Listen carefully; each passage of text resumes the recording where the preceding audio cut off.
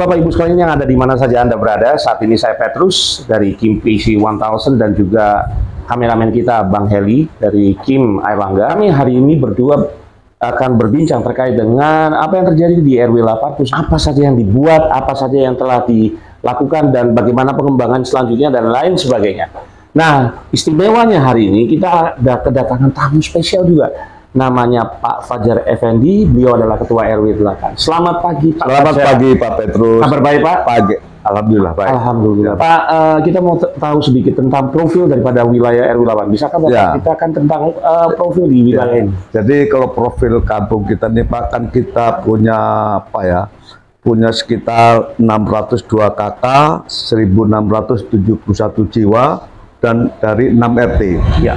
Ini kita punya konsep ikon bahwa kita harus tangguh dalam 3K. Apa itu? 3K? Keamanan. Harus tangguh ini Pak. Jadi terus kebersihan harus setiap hari dilakukan dan ketertiban. Jadi antar warga itu saling menegur, bercapa untuk saling mengingatkan. Mungkin ya, namanya kita tidak selamanya untuk melakukan yang terbaik, tapi dengan adanya tegur sapa diharapkan nantinya kampung kita menjadi lebih baik.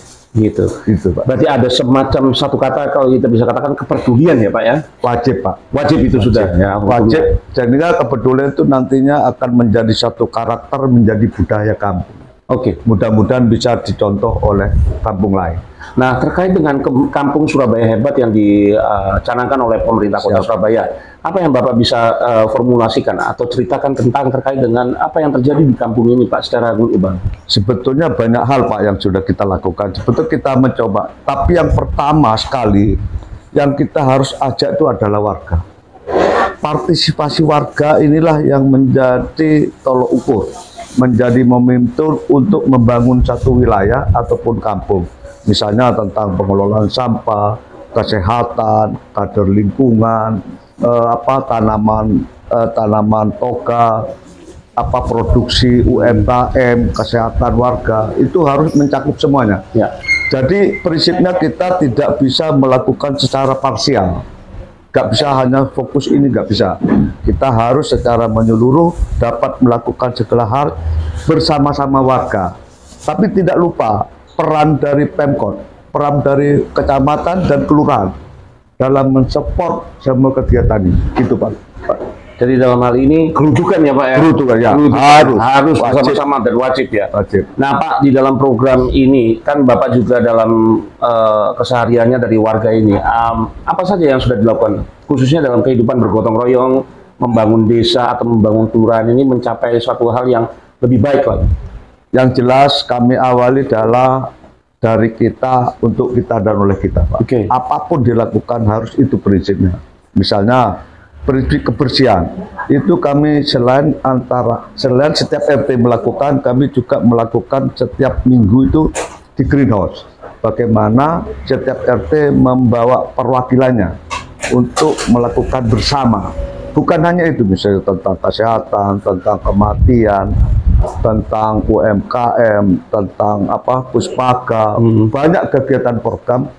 Bagaimana warga ini punya andil positif dalam menggerakkan, menyerap seluruh apapun yang diberikan oleh pemerintah. Karena kita kan prinsipnya adalah mendukung, mengaplikasikan, syukur-syukur kita memberikan inovasi. Sehingga pemerintah itu tidak hanya menyerahkan kepada kita, tapi kita juga memberikan masukan atau solusi kepada pemerintah. Khususnya saya memang fokus dalam kelingkungan itu ya tiga tadi, keamanan, ketertiban, dan bagi RW 8 kampung untuk menjadi kampung yang lebih hebat, lebih sehat lagi.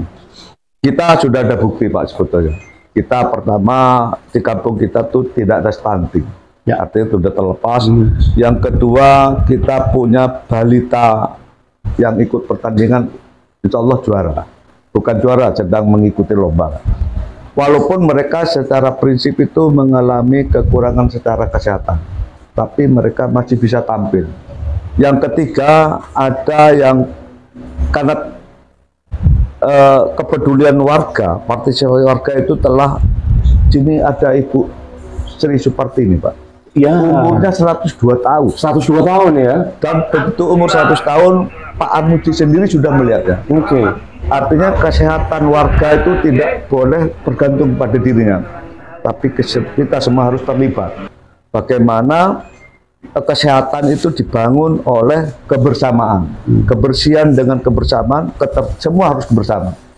Gak bisa kampung ini dikelola oleh individu, tidak bisa dikelola oleh kelompok, tapi harus semuanya terlibat. Dan sekecil apapun partisipasi warga itu menjadi positif bagi kampung kita. Sehingga kita menjadi kampung ini harus hebat dan berkelanjutan. Itu harapannya. Bank sampah kita ini sudah berdiri mulai tahun 2013 sampai sekarang. Nah, di sini ini warga memilah sampah setiap 1 bulan sekali. Jadi sampah kering nanti di store ke saya, nanti ditangani sama kader-kader lingkungan bank sampah, dipilah-pilah, kertas sendiri, plastik sendiri, botol sendiri, nanti kita setorkan ke bank sampah itu. Kader bank sampah ya ada ketua, bendahara, sekretaris, terus pencatat, penimbang, itu ada. Terus nanti kalau sudah habis terima bank sampah, kita pilah, terus kita setorkan, nanti kita membuat ini administrasi. Uangnya nanti kita kumpulkan, di tabungan, 1 tahun sekali kita berikan.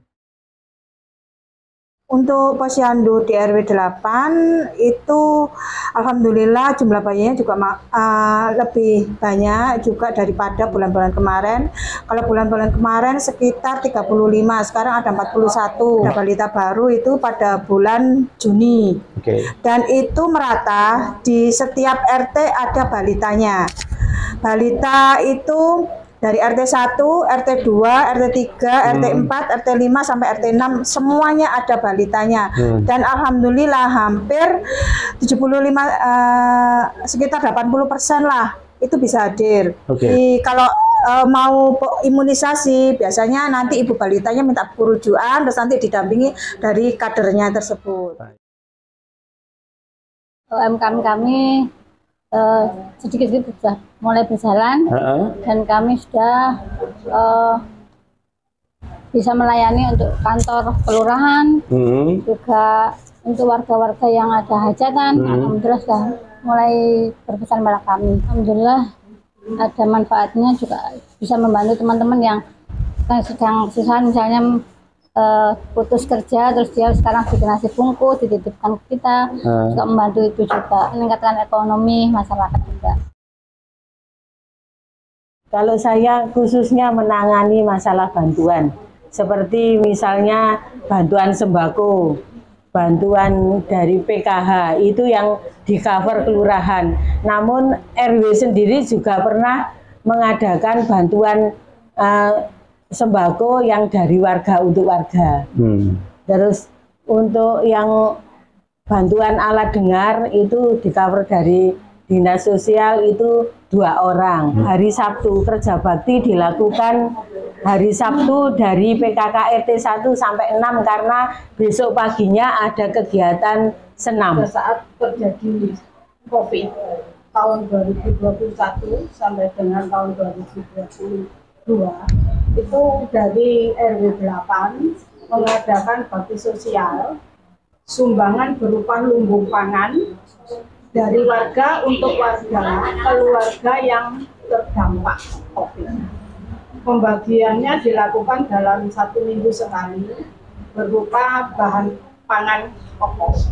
Ada telur, beras, gula, mie, seperti itu, Pak. Kawan-kawan yang ada di 153 kelurahan dan 31 kecamatan Kota Surabaya, dari saya Petrus, KimBC 1000 dan juga my brother Heli dalam program Surabaya Cerdas.